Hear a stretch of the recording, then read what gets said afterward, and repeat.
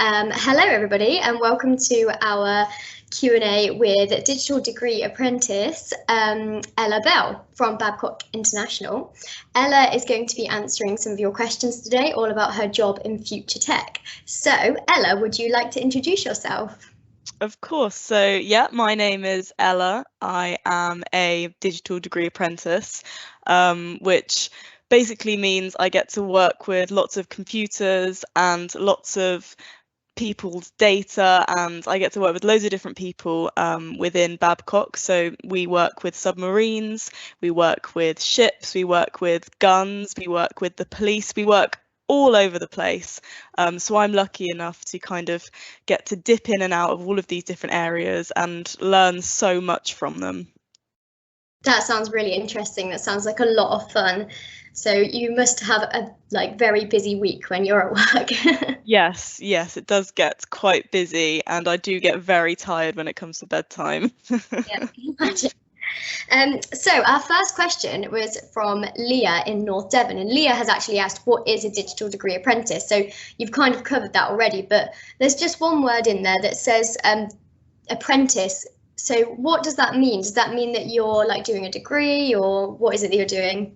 So basically it means that I have a job, I'm full-time working, but I also get to study at uni at the same time.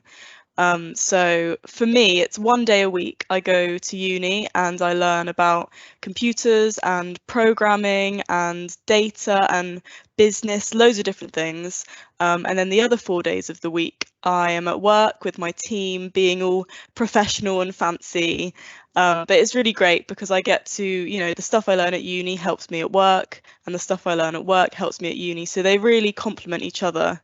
And for me, I don't like exams and stuff like that. That's not really me. So it works a lot better kind of learning as you go and doing coursework and things. That does sound fantastic. What an amazing way to learn something new, that not only are you learning all the time, but you're actually getting paid for it as well, which sounds fantastic. Yes, it's definitely, I'd say the pay is definitely a bonus there. So we have another question from Adam in Exeter, and Adam has asked, what made you want to work with technology? Oh, that's a good question. I've always loved technology. I just find it really interesting, and you never know what new technology is going to come about. Like every week I kind of, I check the tech blogs and I check the news, and there's always something new and there's always something exciting and innovative that's going to be released. And yeah, I've always kind of been drawn to it, and I think the way things are going, tech will be an ever increasing part of everyone's lives. So I think it's so important to feel kind of comfortable with technology. But yeah, I've always just loved it. I've just bought a new TV because I found a really exciting one that I thought, right, well, I think I'm going to have that one now. But yeah, I just think it's really interesting and just ever evolving, and you never know what's going to come next with technology, I don't think. That is so true, and just, yeah, it must be really, really brilliant and interesting to work with all those new technologies as well. It's obviously something that's very passionate for you.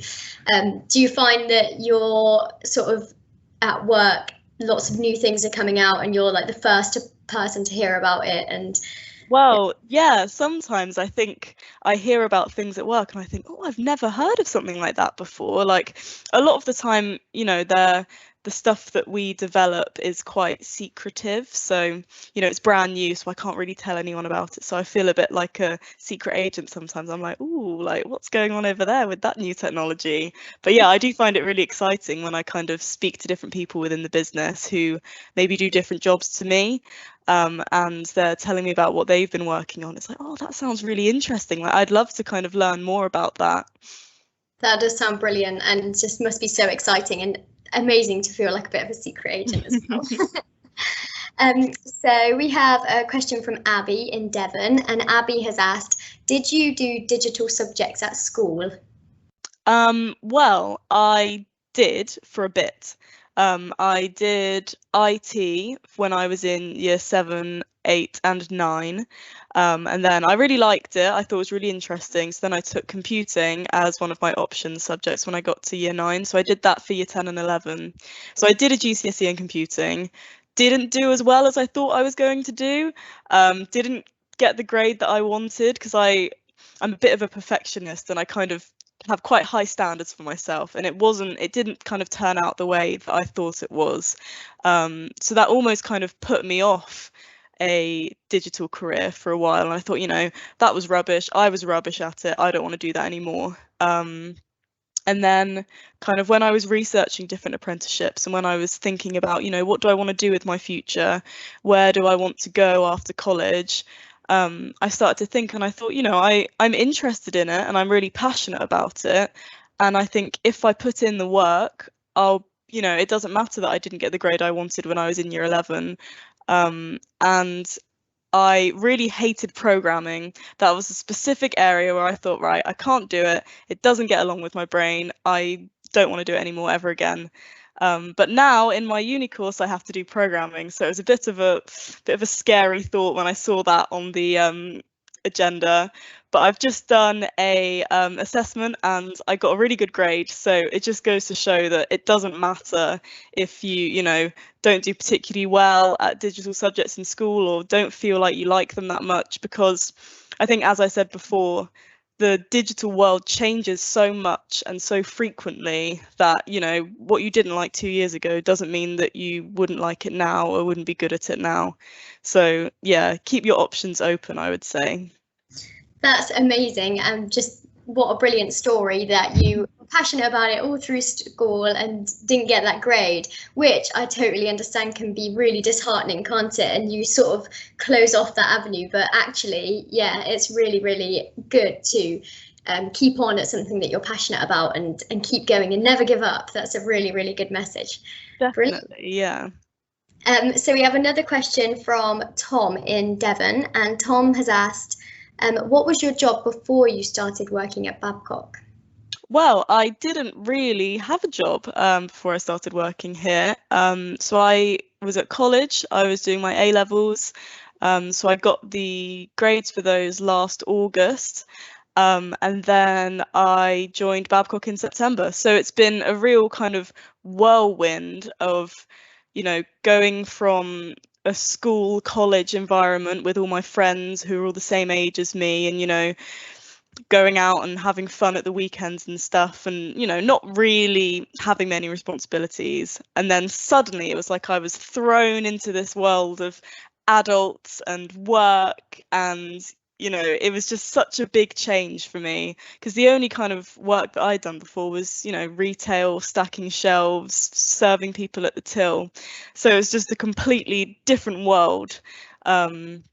So I felt a bit kind of scared at the beginning, because it was nobody I knew. I didn't know anyone here.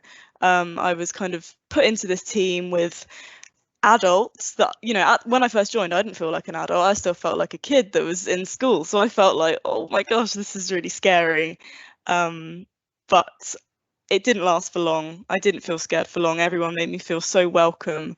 And I really enjoy what I do. So that really helps, because it doesn't kind of feel like I need to get up and be like, oh, I've got work today. Because I enjoy it. I like my team. I like my work. So yeah, I'm very, very fortunate. That's brilliant, and just fantastic that you've managed to find something that you really enjoy, and yeah, very scary to go straight from college straight into a really important job, but it sounds like it was definitely the right choice and really amazing opportunity. And I love the way, so you sort of had a few jobs whilst you were at college in retail and things, but even then you mentioned you used to work on the till. All digital skills that are needed. It doesn't matter what you do, whether it's in a shop, at Babcock, everything requires digital skills. So I imagine that a lot of the skills you picked up in those jobs you probably do use now. Oh yeah, definitely. I mean, even kind of doing inventory and logging your hours and stuff, they're all transferable skills. So even if you are working in a shop or a pub or any of those kind of school age jobs, those are still skills that can definitely travel with you and they can pass on. And yeah, tech is literally everywhere. Every job you have, you'll think about it and you'll be like, oh yeah, I use a lot of tech here, and you sometimes you don't even realize it. So yeah, it's crazy. It is so true. Fantastic. And we have another question from Jess in Torquay. Jess says, what kind of technology do you use in your job and how did you learn to use it? So I mainly use the kind of basic laptop monitors, keyboard, mouse, headset. I don't get to use the fancy things, but there's a lot of other teams that I get to work with who use kind of more fancy and intricate and specialist technology.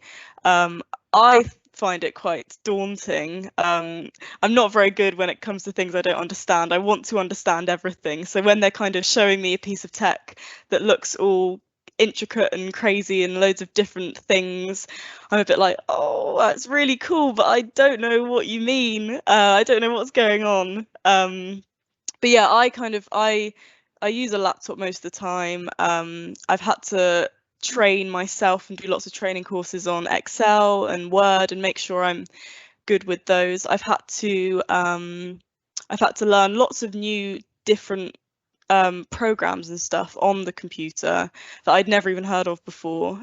So I specialize in data analysis. So there's so many different programs to do with this that I had never heard of, didn't know how to use. So I've had to kind of get to grips with those and design lots of different graphs and lots of different charts and things. But yeah, there's quite a few bits of tech around the business that are, I can't really talk about, but they're very exciting. But I don't get to use them, which is a bit sad, but I think I wouldn't be particularly good at it. Do you think you might get to use them in the future if you work your way up at Babcock? Yeah, I think possibly. I think obviously I'm only in my first year, and I'll be with Babcock for 5 years, so I've got a long way to go. I've got lots of things to learn, lots of people to meet, lots of skills to develop. So yeah, maybe at some point I might be lucky enough to test it out myself. Imagine in 5 years' time, you'll be like, oh, all that technology I was worried about, Yeah. I'm able to use all of it now. Yeah, I'm a pro now. And did you find that when you joined, I know you've already said that everyone was so nice, but I bet there's so many people with such a wide range of skills that you're actually able to ask these questions and find out more as you go along. Do you find that? Yeah, it's just so kind of eye-opening, the amount of people that I've met, and the things they've done, and the things that they know. Like, there's such clever people that I've met that I just kind of look at them, I'm like, I don't know how your brain works like that. Like, you are so knowledgeable, and you kind of, I'll come to people with a problem, I'll be like, oh right, I've been trying to work this out for hours, I don't know what to do, I'm going in circles, please help. And they'll be like, oh, just do this and this and this, done. And it's like, oh my gosh, I don't know how you do that. I want to be like you. Like, please teach me your skills. That's brilliant though, and that's a skill in itself as well, as recognizing when you need help and finding somebody who has those expertise and then going and learning it, because practice is progress, and you will get there eventually. It's just finding the right person to ask the questions to. But sounds like you have a fantastic job, and you'll have all that knowledge soon anyway. Yeah, I hope so. So our next question's from Clara in North Devon, and she's asked, what is your favourite part of your job? Oh, that's a hard one. It might be the people that I work with. I'm fortunate enough to be in a really lovely team. There's about 8 or 9 of us in my little team, and everyone is so nice and so helpful. And if anyone has a problem, you can go to everyone and be like, help, I don't know what to do, and you'll get so many answers so quickly because everyone's just so eager to help. And they made me feel so welcome and included when I first joined, because I was quite worried, because obviously I came straight from college, so I'm still young, and I felt a bit scared, thinking, there's all these professional grown-up adults with their real jobs. Like, it felt like I was just just like hanging around, tagging along with them. But they made me feel so included and part of the team and part of the company. So maybe, yeah, I would probably say it's the team that I work with. My manager is amazing. I've gone to her with work problems, personal problems, uni problems. She's always kind of there for me if I need any help. So I think I would say the people, because I think I probably wouldn't have had as good a time as I have if I was in a different place with different people. And that's a really important thing, isn't it? Is to find a team that is supportive, no matter what job you're in. If there's people there that are supportive, you'll be able to learn really quickly. And if you end up somewhere where they're not supportive, then there's always more opportunities and more doors that will open eventually. But that sounds fantastic. It sounds like it's a lovely, lovely place to work, and really exciting as well, because you've got all this secretive technology to work with. So our next question's from Jay in Devon, and they've said, what was your favourite subject at school? So my favourite subject has always been maths. In primary and secondary, in college, I've always been a maths nerd. I used to be a bit ashamed of it. I used to kind of hide it and go, no, I don't like maths that much. Yeah, that's for losers. Like, who likes maths? But kind of when I got to college and I picked it as one of my A-level subjects, because obviously you only have 3 subjects to do then. So it has to be the ones that you really like and that you really think that you're going to pursue in the future. And I picked maths then, and I thought, you know what?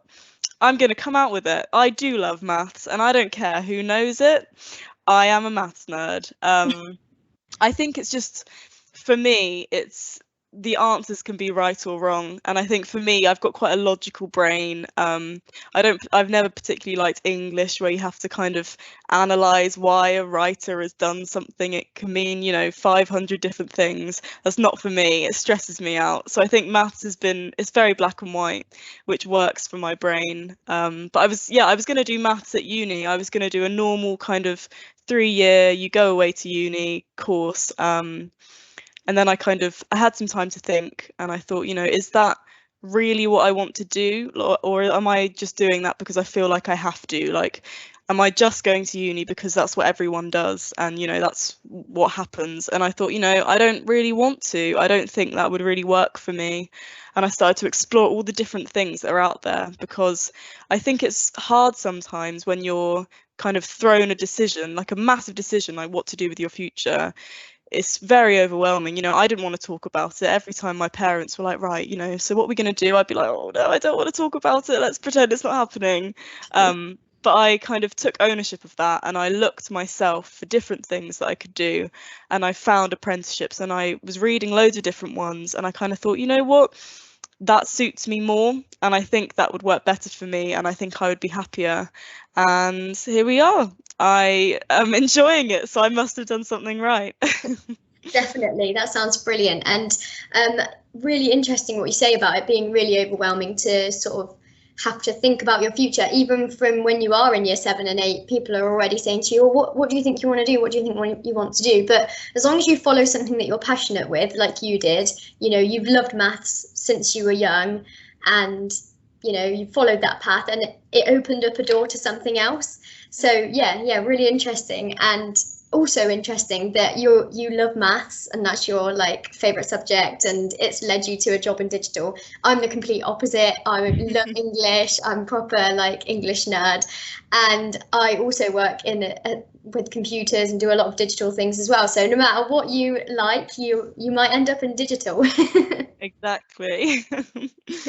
But yeah, brilliant that you've followed your passion and it's led you there. So we've got a question from Emma in Torbay, and Emma says, do you think it's important to be good on a computer? Yeah, I do. I think computers are such a massive part of everyone's lives, not just a sit down kind of laptop computer, but your phones, your tablets, they're all different types of computers. So they're everywhere. So I think it's really important to not feel scared of computers, because, you know, sometimes when I speak to my mum, she just got a new phone and she's terrified of it. She doesn't want to use it. She doesn't understand how it works.